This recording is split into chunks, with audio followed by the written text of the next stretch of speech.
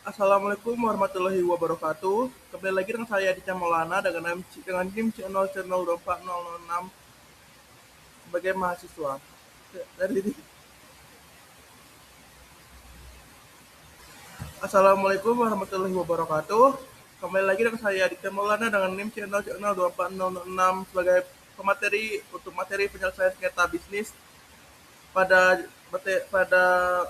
materi aspek hukum dalam bisnis. Saya mengucapkan terima kasih pada dosen pengampu yaitu Dr. Wirimi Eka Putra SMSI yang telah hadir pada pertemuan sore kali ini. Baik, tanpa berlama-lama kita mulai masuk ke materinya. Pendahuluan dalam penyelesaian sengketa bisnis. Dalam dunia bisnis, banyak sekali dinamika-dinamika yang sering dialami oleh para pengusaha, baik itu dinamika proses pembelian, kerjasama, jual beli produk, bahkan terkait muara laba yang harus ditempuh dalam perjanjian. Tidak dapat dipungkiri, banyak sekali sengketa-sengketa yang muncul dalam dunia perbisnisan. Mengutip dari perkataan Maxwell G. Fulton, sengketa bisnis adalah suatu hal yang muncul selama berlangsungnya proses transaksi yang berpusat pada ekonomi pasar. Pertumbuhan ekonomi yang sangat pesat dan kompleks nantinya pasti akan melahirkan berbagai macam bentuk kerjasama bisnis. Mengingat kegiatan bisnis akan semakin meningkat dari hari ke hari, maka dari itu tidak mungkin dihindari terjadinya sengketa di antara para pihak yang terlibat.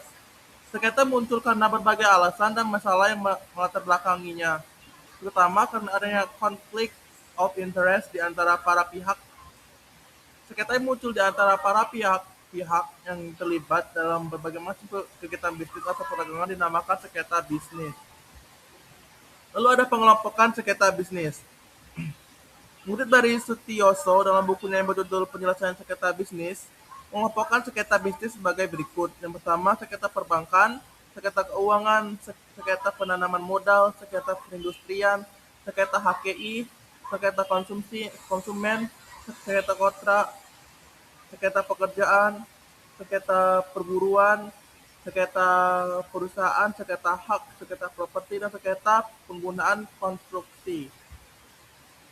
Lalu ada penyelesaian sengketa bisnis. Yang pertama ada dengan adjudikatif, yaitu cara penyelesaian sengketa bisnis secara adjudikatif dilakukan dengan mekanisme penyelesaian yang dilandasi dengan kewenangan pengembalian keputusan yang dilakukan oleh pihak ketiga dalam sengketa di antara para pihak.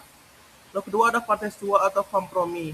Cara penyelesaian sengketa bisnis secara kooperatif atau kompromi bertujuan untuk tiga kuasi adjudikatif. Seharusnya sengketa bisnis mengombinasikan unsur kontekstual dan adjudikatif. Cara penyelesaian sengketa bisnis. Adapun cara penyelesaian sengketa bisnis dari sudut prosesnya ialah yang pertama litigasi, yaitu merupakan mekanisme penyelesaian sengketa melalui jalan pengadilan dengan menggunakan pendekatan hukum formal. Yang kedua ada non litigasi, yaitu merupakan mekanisme penyelesaian sengketa di luar pengadilan dan tidak menggunakan pendekatan hukum formal. Lalu ada lembaga penyelesaian sengketa bisnis Indonesia. Yang pertama ada pengadilan negeri, arbitrase, pengadilan niaga, penyelesaian sengketa alternatif melalui mekanisme negosiasi, mediasi, konsultasi, dan penilaian ahli. Dengan demikian dapat diambil kesimpulannya bahwa di dunia bisnis pastinya ada sengketa yang mana sengketa tersebut dapat diselesaikan dengan berbagai sudut proses sesuai dengan kesepakatan dalam perjanjian atau bisa diselesaikan dengan musyawarah. Jika kedua belah pihak telah yang bersengketa dapat menempuhnya dengan jalan mediasi. Pada para pihak dalam sengketa, beberapa stakeholders atau subjek hukum dalam hukum perdagangan internasional itu negara, perusahaan, atau individu, dan lain-lain.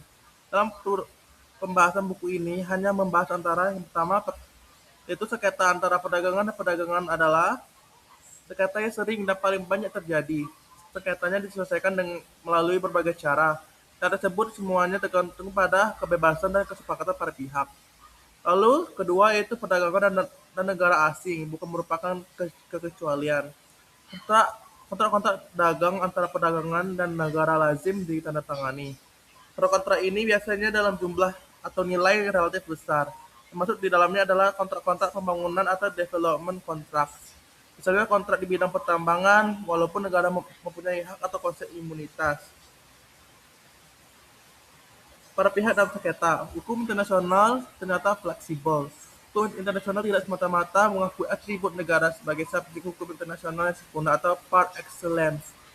Hukum internasional menghormati pola individu atau pedagang sebagai subjek hukum internasional terbatas. Oleh karena itu, ilmu hukum internasional berkembang, pengertian jure imperii dan jure gestiones.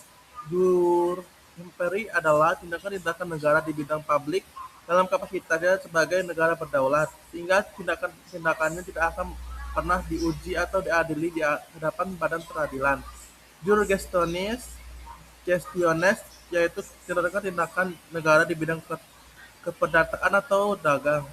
Jadi kemudian menimbulkan sengketa dapat saja diselesaikan di hadapan badan-badan peradilan umum, arbitrase, dan lain-lain. Prinsip-prinsip penyelesaian sengketa. Dalam hukum perdagangan internasional dapat dikemukakan di sini prinsip-prinsip mengenai penyelesaian sengketa perdagangan internasional. Yaitu pertama, prinsip kesepakatan para pihak atau konsensus. Prinsip kesepakatan para pihak merupakan prinsip fundamental dalam penyelesaian sengketa perdagangan internasional. Prinsip-prinsip menjadi dasar untuk dilaksanakan atau tidaknya suatu proses penyelesaian sengketa. Lalu kedua ada prinsip kebebasan memilih cara-cara penyelesaian sengketa. Prinsip penting kedua adalah prinsip di mana para pihak memiliki kebebasan penuh untuk menentukan dan memilih cara atau mekanisme bagaimana sengketanya diselesaikan atau principle of free choice of means. Lalu ketiga ada prinsip kebebasan memilih hukum. Prinsip kebebasan para pihak untuk menentukan sendiri hukum apa yang akan diterapkan bila sengketanya diselesaikan oleh badan peradilan atau arbitrase terhadap pokok sengketa. Lalu ada prinsip itikat baik atau good faith. Prinsip ini mensyaratkan dan mewajibkan adanya itikat baik dari pihak dalam penyelesaian sengketanya. Dalam prinsip ini tercermin dalam dua tahap. Pertama, prinsip itikat baik disyaratkan untuk mencegah timbulnya sengketa. Lalu kedua, penyelesaian sengketa melalui cara-cara yang dikenal dalam hukum perdagangan internasional, yakni negosiasi, mediasi, konsiliasi, arbitrase, pengadilan, atau salah satu pilihan para pihak lainnya. Lalu kedua ada prinsip exhaustion of local remedies. Menurut prinsip ini, hukum kebebasan internasional menetapkan bahwa sebelum para pihak mengajukan sengketanya ke pengadilan internasional, langkah-langkah penyelesaian sengketa yang tersedia atau diberikan oleh hukum nasional suatu negara harus terlebih dahulu ditempuh atau exhaustive.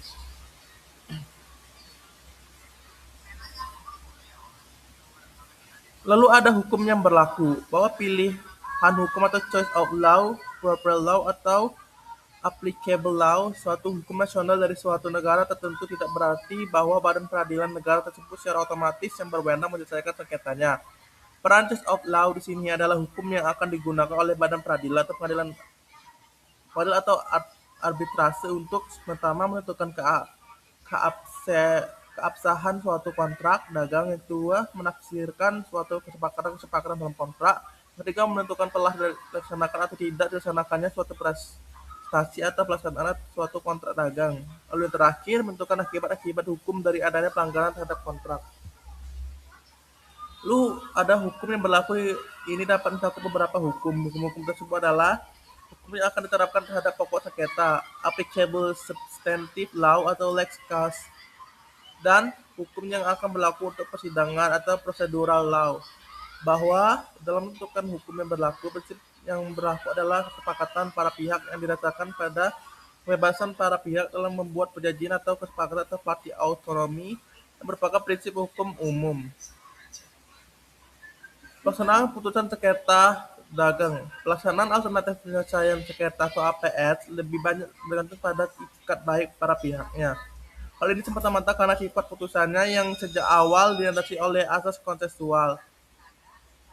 Pelaksanaan putusan arbitrase asing juga sudah menjadi isu yang lama. Pada umumnya, yang menjadi kendala dalam masalah ini adalah pelaksanaan atau eksekusi. Putusan oleh pihak yang kalah, pelaksanaan putusan pengadilan juga masih menjadi masalah serius. Pengadilan merupakan refleksi kedaulatan negara dalam mengadili suatu sengketa. Oleh karena itu, putusan pengadilan tidak secara otomatis dapat dilaksanakan di wilayah kedaulatan negara lain. Pada pelaksanaan putusan sengketa dagang, supaya putusan pengadilan tersebut dapat dilaksanakan di suatu negara, ada dua kemungkinan. Yang pertama, menyidangkan kembali kasus tersebut dari awal sebagai sengketa baru di pengadilan tersebut, di mana putusan dimintakan pelaksanaannya. Lalu kedua, ada pelaksanaan putusan pengadilan di suatu negara dapat dilaksanakan apabila negara-negara yang terkait kedua negara di mana pelaksanaan putusan dimintakan tarik terikat baik pada suatu perjanjian bilateral atau perjanjian multilateral mengenai pelaksanaan putusan pengadilan di bidang sengketa, sengketa dagang, sengketa komersial seperti Konvensi Brusel 1966 dan Konvensi Lugano 1988.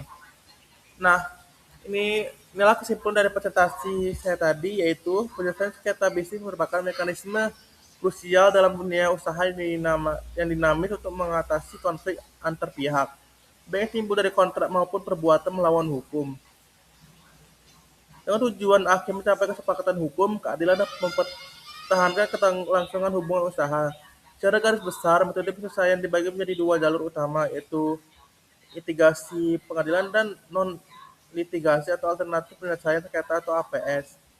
Penyelesaian sengketa bisnis modern bergeser ke arah penyelesaian damai dan efisien atau alternatif dispute resolution, guna menyeimbangkan antara penegakan hak hukum dan keberlanjutan kemitraan bisnis.